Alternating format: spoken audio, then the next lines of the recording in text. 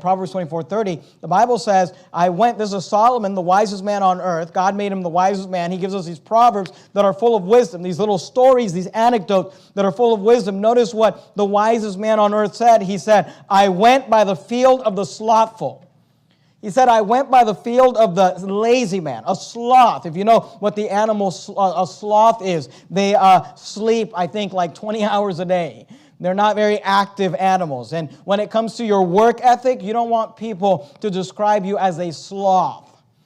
He says, I went by the field of the slothful and by the vineyard of the man void of understanding. A man void of understanding, somebody who's not smart. They don't understand. They don't comprehend some things. And notice what Solomon noticed when he said, I took a little trip. I went by the field of the slothful and by the vineyard of the man void of understanding. He says, and lo, it was all grown over with thorns, and nettles had covered the face thereof, and the stone wall thereof was broken down.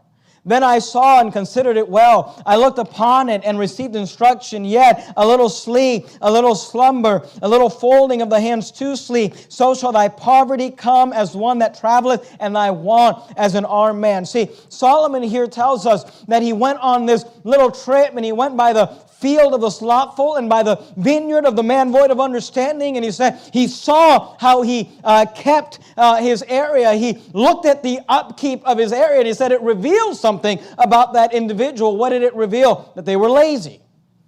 See, laziness brings filthiness. Cleanliness, when an area is clean, when you walk into a room, walk into an office, walk into a home, get into someone's vehicle and it's clean and organized, you know what it says about that person? Here's a person that's not lazy. He said, I went by the field of the slothful and by the vineyard of the man void of understanding, and lo, it was all grown over with thorns.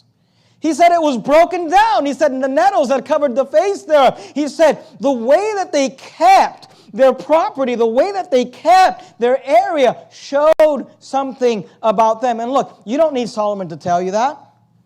Go into the ghettos. Come soul winning with us into the ghettos. And look, we love poor people.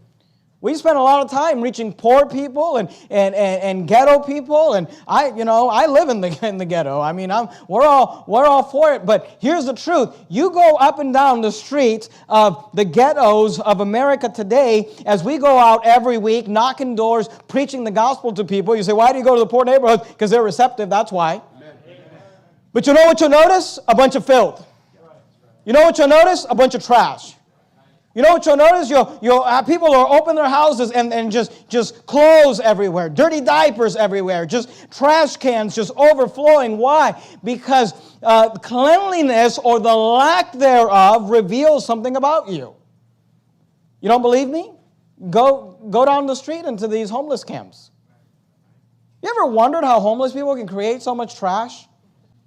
I mean, we've got homeless people that camp out in front of our building from time to time, and it's amazing what they'll do on a Monday and Tuesday and Wednesday. They're laying there. I mean, I come into work and I watch them. I mean, they're just laying there. They're not doing anything, but yet it seems like the trash just accumulates around them.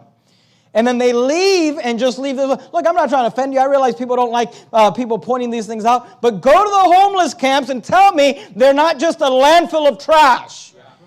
You say, why is that? Here's why it is. Because filthiness reveals laziness.